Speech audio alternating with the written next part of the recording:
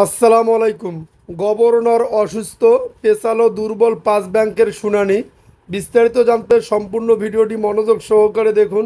তার আগে অবশ্যই আমাদের চ্যানেলটি সাবস্ক্রাইব করে পাশে থাকা বেল বাটনটি অন করে রাখবেন পরবর্তী ভিডিওর জন্য। গভর্নর অসুস্থ হওয়ায় দুর্বল ব্যাংকগুলোর সঙ্গে চলতি সপ্তাহের শুনানি বাতিল করা হয়েছে। দুর্বল ব্যাংকগুলোর মূলধন, ক্যাপিটাল, তারল্য সহায়তা, খেলাপি ঋণ, নগদ সংরক্ষণ অনুপাত, সিআরআর এবং প্রভিশন ঘাটতির সর্বশেষ অবস্থা নিয়ে শুনানিতে উপস্থিত থাকার নির্দেশ দেওয়া হয়। একসঙ্গে কেন তাদের একীভূত করা হবে না সে ব্যাখ্যা লিখিতভাবে পেশ করার নির্দেশ দেওয়া হয়েছে। সপ্তাহব্যাপী এই শুনানি হওয়ার কথা, কিন্তু সপ্তাহের প্রথম দিনেই এক্সিম ব্যাংকের চেয়ারম্যান ও ব্যবস্থাপনা পরিচালক কোনো শুনানি না করেই ফিরে আসেন। বাংলাদেশ ব্যাংক জানান, গভর্নর আহসান এস মনসুর শারীরিকভাবে অসুস্থ, তাই তিনি অফিস করতে পারেনি। সপ্তাহের দ্বিতীয় দিন রবিবারও সোশ্যাল ইসলামী ব্যাংক এর সঙ্গে শুনানি হওয়ার কথা, কিন্তু এদিনও গভর্নর অফিস করেনি।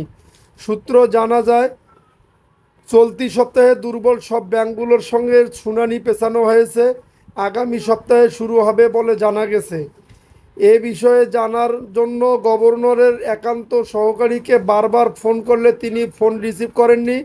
শেখ হাসিনার সরকারের সময়ে একাধিক ব্যাংক একীভূত করার উদ্যোগ নেওয়া হয়েছিল, তবে তা শেষ পর্যন্ত বাস্তবায়ন হয়, কারণ ব্যাংকগুলোর উপরে সিদ্ধান্ত চাপিয়ে দেওয়া হয়েছিল। বর্তমান অন্তর্বর্তী সরকার রেজুলেশন অর্ডিন্যান্স অ্যাক্ট 2025 প্রণয়ন করেছে, যা কেন্দ্রীয় ব্যাংকে ব্যাংক টেক ওভার ও একীভূতকরণের পূর্ণ ক্ষমতা দিয়েছে।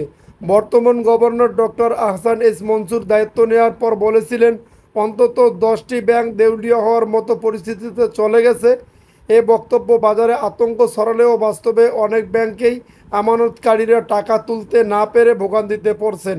অর্থনীতিবিদরা বলছেন, জোর করে একীভূতকরণ টেকসই সমাধান নয়, তবে ব্যাংক বন্ধ হলে গ্রাহকের বড় ক্ষতি হবে। একীভূত হলে অন্তত গ্রাহকের টাকা সুরক্ষিত থাকবে। এক্সিম ব্যাংকের চেয়ারম্যান নজরুল ইসলাম স্বপন মনে করেন, আমাদের ব্যাংক 2 বছর সময় পেলে পুরোপুরি ব্যাংক ঘুরে দাঁড়াবে, তাই তিনি মনে করেন একীভূতকরণের কোনো দরকার নেই। অপরদিকে সোশ্যাল ইসলামী ব্যাংক মনে করেন, তাদের পূর্ণাঙ্গ সহযোগিতা করে 1 বছর সময় দিলেও তারাও ঘুরে দাঁড়াবে। সব মিলিয়ে বাংলাদেশের ব্যাংক খাত এখন এক সন্ধিক্ষণে।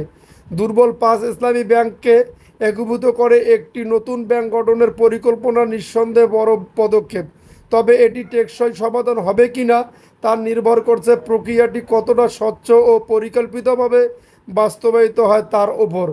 গ্রাহকরা এখনও সবচেয়ে বড় অনিশ্চয়তার মধ্যে রয়েছে, তাদের টাকার নিরাপত্তা কোথায়। আর ব্যাংকগুলোকে বাঁচাতে সরকারের যে বিপুল অঙ্কের অর্থ ব্যয় হবে, তা শেষ পর্যন্ত দেশের সামগ্রিক অর্থনীতিকে কতটা চাপের মুখে ফেলবে, এই প্রশ্ন উঠেছে জোরালোভাবে। যদি আপনাদের নিউজটি ভালো লেগে থাকে তাহলে অবশ্যই আমাদের চ্যানেলটি সাবস্ক্রাইব করে পাশে থাকা বেল বাটনটি অন করে রাখবেন পরবর্তী ভিডিওর জন্য।